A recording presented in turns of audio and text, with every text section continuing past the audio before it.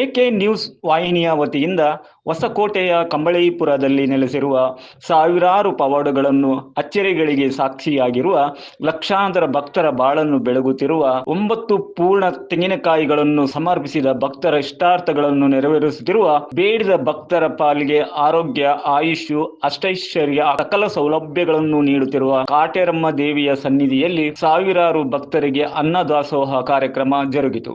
A K news ವಾಹಿನಿಯ ಮಾಲೀಕರು ಹಾಗೂ ಸಾಮಾಜಿಕ ಹೋರಾಟಗಾರ್ತಿಯಾದ ಶ್ರೀಮತಿ ಅಮೃತ ಜಯರಾಮ್ ರವರ ನೇತೃತ್ವದಲ್ಲಿ ನಡೆದ ವಿಶೇಷ ಪೂಜೆ ಹಾಗೂ ಅನ್ನ ದಾಸೋಹ ಕಾರ್ಯಕ್ರಮದಲ್ಲಿ ಸಾವಿರಾರು ಭಕ್ತರು ಪಾಲ್ಗೊಂಡಿದ್ದು ತಾಯಿ ಕಾಟೇರಮ್ಮನ ಕೃಪೆಗೆ ಪಾತ್ರರಾದರು. ಸಮಾಜ ಸೇವೆ ಜೊತೆಯಲ್ಲಿ ಧಾರ್ಮಿಕ ಕಾರ್ಯಕ್ರಮಗಳನ್ನು ನಡೆಸುವಲ್ಲಿ ಎಕೆ ನ್ಯೂಸ್ ಕನ್ನಡ ವಾಹಿನಿ ತಂಡ ಗುರುತಿಸಿಕೊಂಡಿರುವುದು ವಿಶೇಷವಾಗಿದ್ದು, ಜನರ ಪ್ರೀತಿಗೆ ಪಾತ್ರವಾಗಿ ಸಾವಿರಾರು ಭಕ್ತರು ಇಂತಹ ಸಾವಿರಾರು ಕಾರ್ಯಕ್ರಮಗಳು ಎಕೆ ನ್ಯೂಸ್ ವಾಹಿನಿ ಹಾಗೂ ಮಾಲೀಕರಿಂದ ಜರುಗಲಿ ಎಂದು ಶುಭ ಹಾರೈಸಿದರು.